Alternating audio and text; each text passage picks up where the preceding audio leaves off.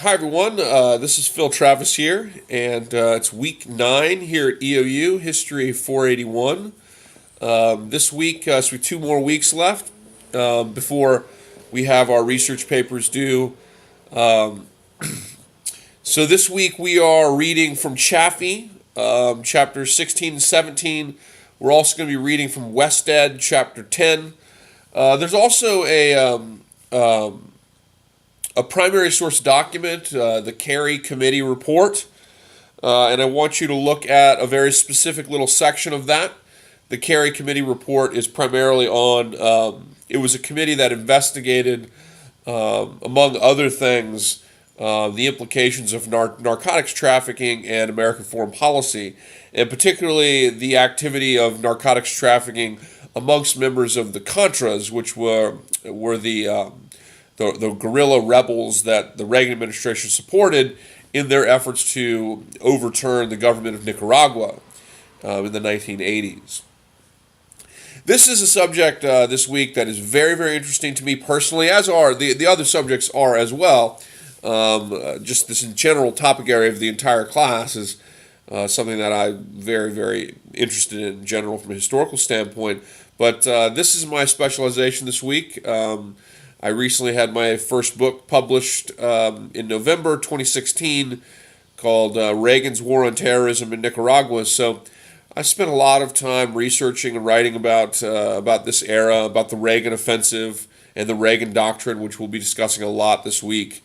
Spent some time in the presidential archives, Reagan's archives, George H.W. Bush's archives, some archives in Central America, Washington, D.C. as well.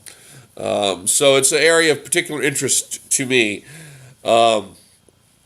So we're reading about the Reagan doctrine and the Reagan offensive and generally the 1980s. I have another sort of 1980s music and stuff collection of videos for you that I would like you to do another little video response on for free points. Just because I think it's fun to be able to get a taste of what people in America's pop culture were, what kind of music, what kind of news events, these types of things people were consuming at that time. So I hope everybody's enjoying the little videos that I've been posting for you. I have a presentation this week. It's about an hour long, actually. It's a big topic. I had to cut it short, actually. So it's a little bit long. It's on the Reagan offensive and the Reagan doctrine, the transition from Jimmy Carter to President Reagan with respect to foreign policy. So give a look to that presentation. Put it on while you do your laundry or something. I know it's a little bit long, but hopefully everybody, still watches it and is still able to get something out of it.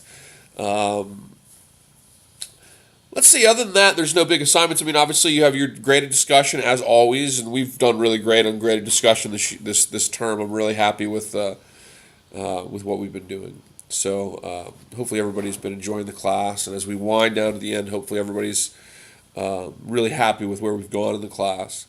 I am going to post a little, since we're getting down to the nuts and bolts of working out our research papers. We have 2 more weeks on the research papers. Please see the little checklist that I posted in modules for you. The checklist is really just a list of all of the basic kind of formatting requirements that I expect on the paper. I'll also put a link into modules this week for anybody looking for some good primary source documents. There are some decent places out there to find digitized primary source documents, and so I'll put a little link in there in modules to maybe a couple of potential research areas if anybody's interested, if anybody needs. All right, I think that's about it this week. The factoid for this week is pretty straightforward. Just go and place that factoid in the extra credit discussion board area in the modules for the week. As we all know, get your 1 free extra point on a test at the end of the term. Post that factoid no later than Wednesday by midnight. And the factoid is this. During the Reagan offensive, the Reagan administration, the United States supported a number of, across the world, in Afghanistan as well, but in Central America, the United States supported a series of guerrilla groups, proxies, if you will, and they were generally known as the Contras, though they really began as several different groups with different leaders. The Contras were largely made up of the remnants of Anastasio Somoza Debaille's, defunct armed forces after he was overthrown in the Nicaraguan Revolution of 1978 and 79. Somoza, his National Guard, Somoza's ousted. He's run out of the country. He goes to Paraguay. He's ultimately tracked down and assassinated. But his National Guard continued to resist in border areas of Costa Rica and Honduras. And the Reagan administration took a very, very controversial policy in covertly supporting this group of guerrillas. Eventually, by 1986, amid escalating tensions in the region, the U.S. Congress would, for the first time, authorize lethal aid to the Nicaraguan Contras. And the year prior, Congress, which was kind of edging towards that step in 1985, signed a bill authorizing humanitarian aid to the Nicaraguan Contras. Well, even though the Reagan administration called the Nicaraguan Contras, quote, freedom fighters, and they called their enemies terrorists, the reality is that those freedom fighters were also involved, many of them, in some very, very unsavory activity, among which not only included the killing of civilians in some cases, but among the various forms of unsavory behavior, a number of the Contras, not the leaders per se, but a number of the Contras were engaged in narcotic smuggling. And here's the factoid. The United States government actually, and this is from the finding of the Kerry Report, which you'll read a bit of this week. This is the Senate report, investigative report. The United States government actually paid $806,000 to known narcotics traffickers, paying them to deliver humanitarian aid to the Contras.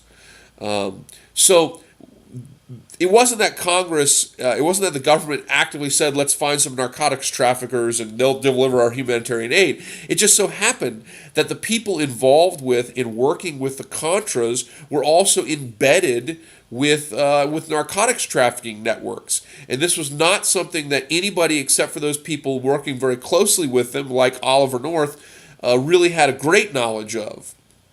Though other people in the military apparatus who weren't involved with this would be interviewed later and say, yes, that makes a lot of sense, that narcotics trafficking and other like trade routes in the region were inherently connected. So we were arming and aiding a group of guerrillas that we wanted them to sort of pursue a policy in our interest, but ultimately they act on their own right and their own accord. And as a result of that, the United States' foreign policy became intertwined with some very unsavory activity. And perhaps one of the most surprising aspects of this is the factoid for this week that the U.S. Congress during the 1980s actually sent over $806,000 to known people who knew within the realm of narcotics trafficking and so forth, to known narcotics traffickers. Obviously, Congress did it unknowingly, but this was to deliver humanitarian aid to them. And it so happened that the delivery companies, the airline companies, for example, that would fly that aid in, these were Central American groups connected with the Contras, and they were also connected with narcotics trafficking. And so the United States actually sent some $806,000 directly to individuals involved in the illegal narcotics trade. All right, guys, let's have a great week this week, week 9. I hope everybody's having a good time. Please let me know if you have any questions, and let's have a great week.